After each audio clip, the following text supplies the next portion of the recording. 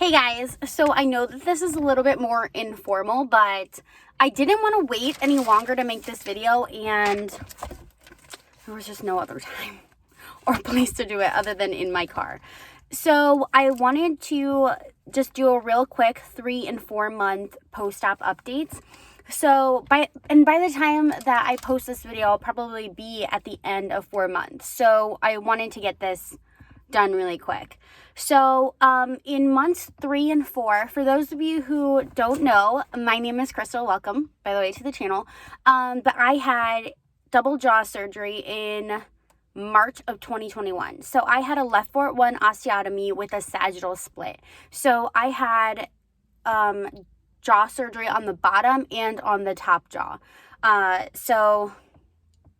And then basically, so before surgery, my top jaw was too wide. So they did surgery on the top and they cut it in the middle to make it more narrow. And then they did the bottom where they made it shorter. So they made incisions here and here, which are still pretty visible, even now, 3 and 4 months post-op. What I did want to talk about in months 3 and 4, months 3 and 4 have actually been kind of challenging because I've actually had a lot of issues with my right sinus. And so it's like all through, and I'll show you guys, all throughout like this area here is like numb and tingly. And since I had my surgery in March, I had it right before like allergy and pollen season got really bad. So I had a lot of I've been having a lot of inflammation, stuffiness, puffiness, all in this area here. And that has been super, super, super challenging. We thought it was an infection at first, just kind of given the symptoms that I was having. But after I visited my surgeon, there were no signs of visible infection. So, she was like, I think if you already had allergies or sinuses before the surgery, they're going to be worse this year because when you have jaw surgery on the top of your jaw, they cut through the bottom half of your sinuses. Sorry guys, I'm looking all over the place because there's people around and they're watching me film a little bit. Everything's fine. So anyway, they cut through the bottom portions of your sinuses around this area.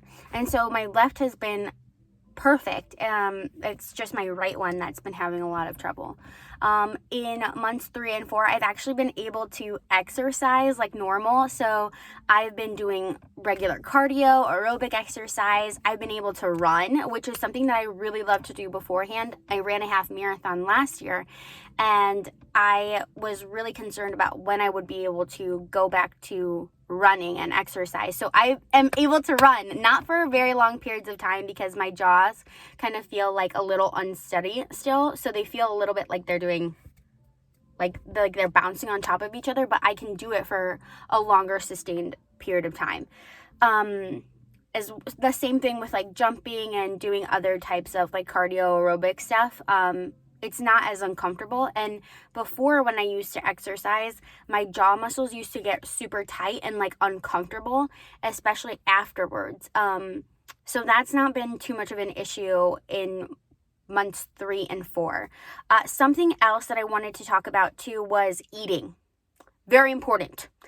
I did not realize how much I missed food or having just normal food, just being normal and being able to eat whatever I want to eat. And in months 3 and 4, I've definitely been experimenting with more foods. So in month 3, I was actually able to start eating harder things or chewier things, kind of lettuce. That was a big milestone for me because when you chew it, it doesn't necessarily get softer in your mouth as you're chewing it.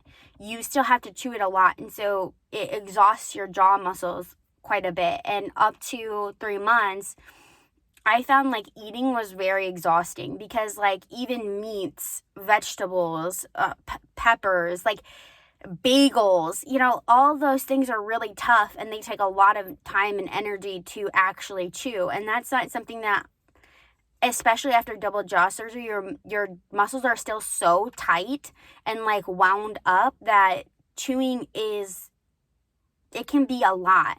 But the best like physical therapy has been eating more and you know, kind of challenging myself a little bit to eat things that I wouldn't normally eat. Like after I started eating a little bit more and diversifying my diet a little bit more, I started to eat like pizza, but I would just like cut it up really small and then like, you know, kind of work through the crust and all of that stuff.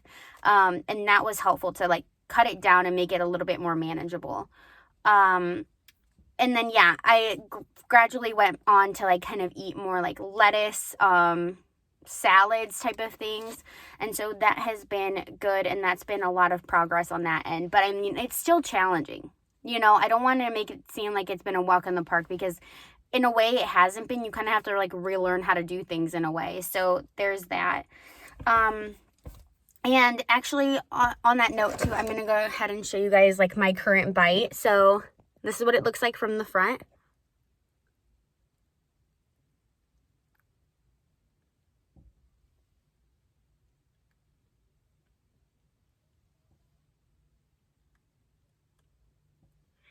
And as you guys can see, I have a rubber band back here on the back molars. So in months 3 and 4, in month 4, I started wearing a rubber band again. So I have we're using like a box technique, so a box band back there, because in months 3, I had chain link bands placed all around to try to close some gaps. And now because of that, I had a little bit of an open, like it wasn't closing properly on this side.